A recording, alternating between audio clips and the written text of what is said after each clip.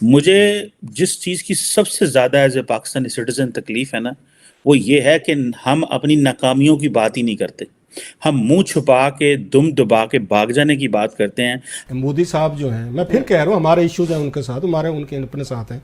एक T seller कहते हैं, चाय बेचने वाला हम उनको कहते हैं, जो चाय बेचता था या वहाँ पे सर्व करता था, चाय खाने से जो उठा, उसने करेक्टर शो किया है। उसने कहा मैंने गर्ल्स एजुकेशन के लिए पैसे दे दिए। अब अफ़गानिस्तान और भारत जो हैं वो डिप्लोमेटिक स्टाफ को मिल के ट्रेन करेंगे। अब मोदी जो करता है, मोदी की तो कोई बात नहीं है जो मुझे अच्छी लगती है, मगर ये जो मोदी करता था कि हर चीज को डिक्लेयर करके तोशाखाना में देख के। तो जनाब, ये फॉरेन ऑफिस ऑफ अफगानिस्तान और जो इंडिया है, उन्होंने एक एग्रीमेंट साइन की है कि वो एक दूसरे जो प्रोफेशनल्स हैं उनको ट्रेन करेंगे। आज वैसे मोदी साहब को ट्वीट करना चाहिए था, अल्लाह की कसम है। मेरा बड़ा दिल चाहता है ये सारी चीजें देख के ना। खान साहब ने उस वक्त कहा था कि small people at big places, मतलब बिग ऑफिसेज, कि उन्होंने मोदी साहब को हिट किया था कि जनाब के ये इतना बड़ा इंडियन प्राइम मिनिस्टर का जो ओहदा है इतना बड़ा है, वहाँ पे एक छोटा आदमी बैठा है। मोदी साहब को कहा उन्होंने, वहाँ पे टांट किया किसी हवाले से। इंडिया के कल्चर को इतना ज्यादा पसंद किया जा रहा है कि इंडियन मूवीज को जो है ऑस्कर अवार्ड मिल रहे हैं। अब क्या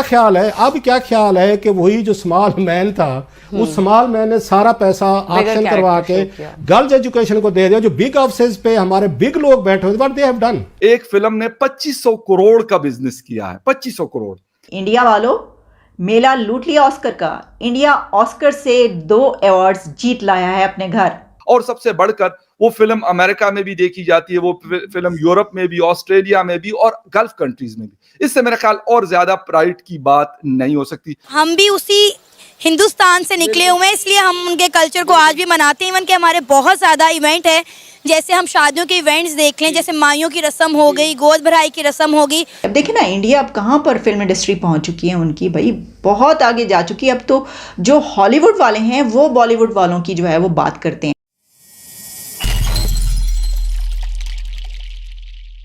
अफगानिस्तान के ऊपर हमने अपनी जिंदगी लगा दी। 50 साल पाकिस्तान ने, 50 से ज़्यादा साल हमने अफगानिस्तान को दे दिए। मुझे जिस चीज़ की सबसे ज़्यादा एज ए पाकिस्तानी सिटीज़न तकलीफ़ है ना, वो ये है कि हम अपनी नाकामियों की बात ही नहीं करते। हम मुंह छुपा के, दुम दबा के भाग जाने की बात करते हैं। हम नाकामियों की बात नहीं करते और हम खुल के लोग पब्लिक के सामने ये बात ही नहीं करते। मसला है क्या? अब अफ़गानिस्तान और भारत जो हैं वो डिप्लोमेटिक स्टाफ को मिल के ट्रेन करेंगे। तो जनाब, ये फॉरेन ऑफिस ऑफ अफगानिस्तान और जो इंडिया है, उन्होंने एक एग्रीमेंट साइन की है कि वो एक दूसरे जो प्रोफेशनल्स हैं उनको ट्रेन करेंगे। अब अफगानिस्तान ने क्या ट्रेन करना है इंडिया के उसको मुझे बताएं ना, कि तालिबान क्या ट्रेन करेंगे इंडिया के डिप्लोमेट्स को। लेकिन जो एक कहते हैं जी हम एम्बेसडर्स की ट्रेनिंग, डिप्लोमेटिक स्टाफर्स की ट्रेनिंग और जो टेक्निकल ट्रेनिंग है हर डिपार्टमेंट की, उसमें इंडिया ने सारी बातें मदद करनी है, जो भी मदद करनी है। अब ईरान जो है, सुनने में आ रहा है कि जो डिप्लोमेटिक्स हैं वो सोर्सेज ये बताते हैं कि जी अफगानिस्तान और जो इंडिया का ये जो एक डील है या एग्रीमेंट है, इसको ईरान ब्रोकर करा रहा है। अब ईरान के ताल्लुकात तो अच्छा देखें, मजे की बात देखें, इंडिया जैसे ही सारे का सारा पाकिस्तान क्रॉस करता है तो इंडिया के ताल्लुकात सारे वेस्ट एशिया में बड़े ज़बरदस्त हैं। आप Turkmenistan, Uzbekistan, Tajikistan, Kyrgyzstan, Iran के पास चले जाएं, उधर ओमान है, यूएई है, ठीक है, उधर ऊपर इवन के आप उसको सिवाय टर्की के बाकी आप उस सारे खित्ते में, सेंट्रल एशिया में सबसे बड़े अच्छे ताल्लुकात हैं। और ऊपर जाते जाएं तो यूरोप के साथ एक इवन के लेबनान, इज़राइल के साथ बहुत अच्छे ताल्लुकात हैं इंडिया के। इजिप्ट के साथ तो अभी आपको पता है कि रिपब्लिक डे पे सीसी साहब को बुलाया था। अफ्रीका में ऑलरेडी इंडिया की बड़ी इन्वेस्टमेंट है। सो एक अफ़गानिस्तान ही अफ़गानिस्तान था, उससे भी इंडिया ने बड़े अच्छे ताल्लुकात डेवलप कर रही हैं। और उनको पता है कि बस ठीक है, अफ़गानियों को पैसा चाहिए, उनको पता है जिस तरह पाकिस्तान को पैसा चाहिए, अफ़गानियों को भी पैसा चाहिए, तो पैसे लाओ, जो पैसे बनते हैं, जो पैसे जो उनका हक बनता है। ये तो कुछ ममालिक तो ऐसे होते हैं बेसिकली वो भत्ता लेते हैं। बहुत ही ज्यादा खुशी की बात है कि 2 womens from India wins Oscar award.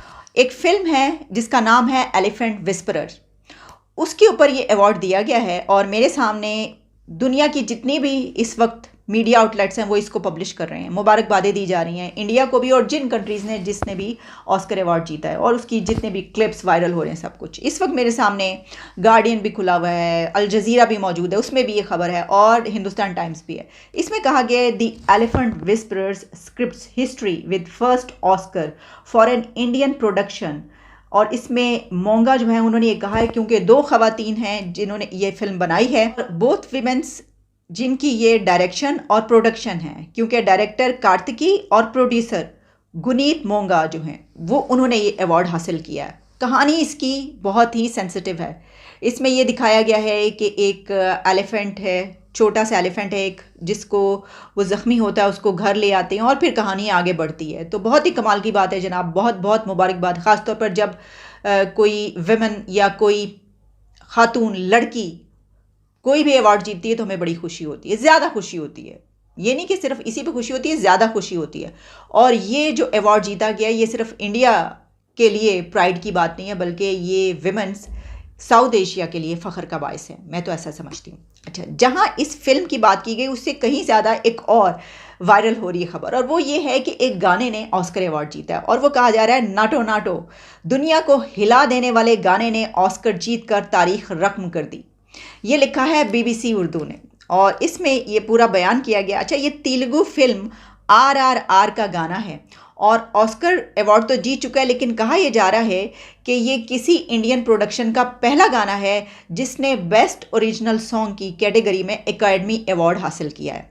और इस गाने ने इससे पहले ही, अवार्ड जीतने से पहले ही इंटरनेट पर धूम मचा दी थी। मैंने इसको नहीं सुना, वो तेलुगु फिल्म का है तो ज़ाहिर है कि बॉलीवुड के सॉन्ग्स तो पहुंचते रहते हैं, लेकिन ये वाला सॉन्ग दुनिया में बहुत ज़्यादा फेमस हो चुका था, यहाँ तक कि इसके ऊपर जो ट्वीट्स की गई हैं बॉलीवुड के तमाम एक्टर्स, सेलिब्रिटीज़ और जितनी भी पर्सनालिटीज़ हैं वो इसके ऊपर मुबारकबाद दे रही हैं। और इंडिया के PM मोदी ने भी इसके ऊपर जो ट्वीट किए तो उसमें ये कहा गया है कि ये बहुत ज़्यादा इसने रिकॉर्ड तोड़े, इतना फेमस ये गाना।